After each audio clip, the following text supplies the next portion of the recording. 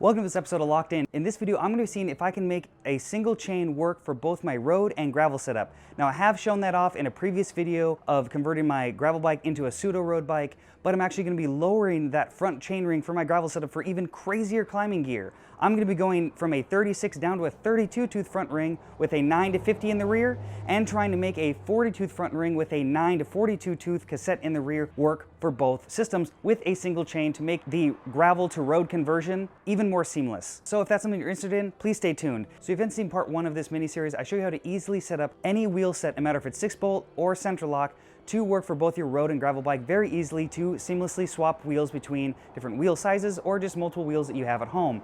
This video is going to be talking about how to make one chain to rule them all. So let's go over a little bit of the numbers and theory that I have behind this setup.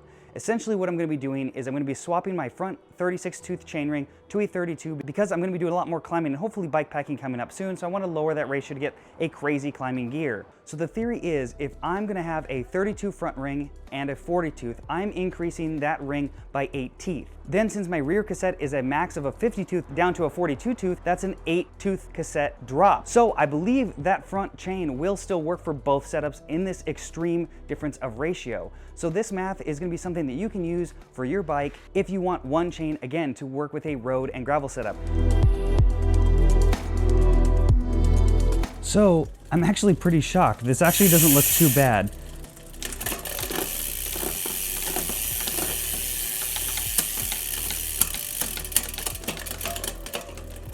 Now, it actually does work and the chain actually has some tension on it, but I wouldn't run it like this, and here's the reason why. You can see the cage actually goes beyond the barrel adjuster, and actually, you can't really tell in video, but it actually does rub past it because it sucks up so much. So that's your first dead giveaway. If you don't have any chain slack, that you do need to obviously remove a few links to bring that below the barrel adjuster, because again, it will hit that and is gonna affect your shifting when going into your 9 tooth or 10 tooth or even 11 tooth cog on your cassette. So let's cut the chain down. So I am going to be using the SRAM method since this is a SRAM drivetrain. They basically just recommend to cut the chain down when putting it on your front chain ring and rear biggest cog on your cassette, and then adding 2 links. Then obviously checking your chain slack in the 9 tooth. Obviously you can see this looks better, and my derailleur cage when in the 9 is below the jockey wheel. Let's double check that it goes through the entire cassette range.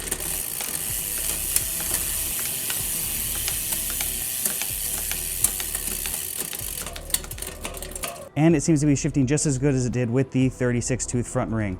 Now let's swap my crankset and my rear wheel to see if this works with the 2 extremes of gear ratio.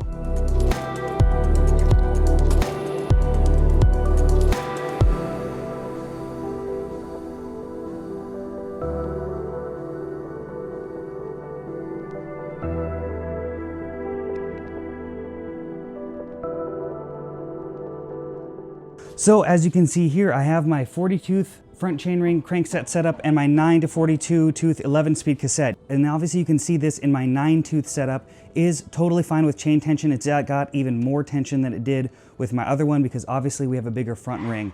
But now let's check the max tooth capacity and make sure we're not overstressing the derailleur.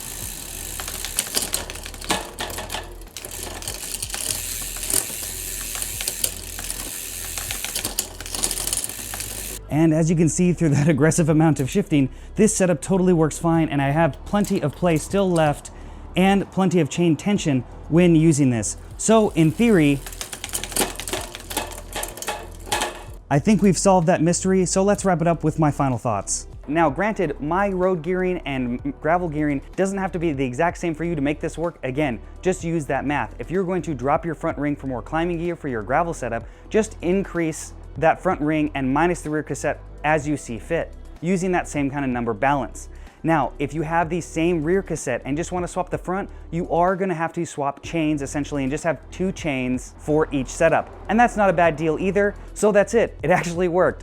My theory was correct. I don't know if anybody's made this style of video yet, but I just wanted to share with you guys that you can have essentially 2 different ratios with the same chain, again, to make this gravel bike setup work for your road bike setup, to make it an easy, simple swap. So what I'm going to be doing in my next video for this little mini series is seeing how long it actually takes me to go from my full gravel squishy boy mode with suspension stem and seat post into my road bike mode. I have one other tip that I'm going to be mentioning to you in that video. So if you want to see that, please make sure to turn notifications on, subscribe to this channel if you haven't already, and you can follow me on Facebook and Instagram if you want to support the channel, because I am trying to make this a full-time YouTube thing. I do have a Patreon in the links below, and I do have cool perks at the different tier levels offered. And that's it. So thanks for watching another episode of Locked In. Let's get locked in.